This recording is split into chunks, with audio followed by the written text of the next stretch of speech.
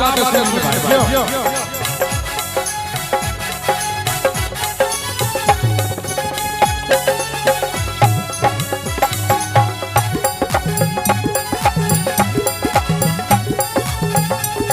भाई ये छोटी साली हसरत से प्यारी बहुत रोसिया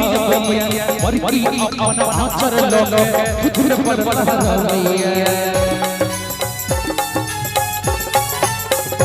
हो छोटी साली हसरत से प्यारी बहुत रोसिया अपना लोगे खुद पर बहरैया और पागल हो ayo hor almo chuan hoye